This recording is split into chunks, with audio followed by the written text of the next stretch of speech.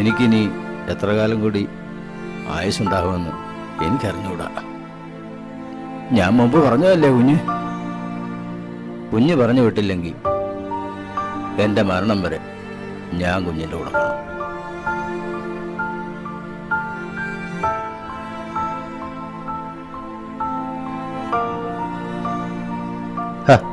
ഇതെന്താ കുഞ്ഞ് അവിടെ ഇരിക്കേ, ഞാൻ ഇപ്പൊ കഴിക്കാൻ എടുക്കാം.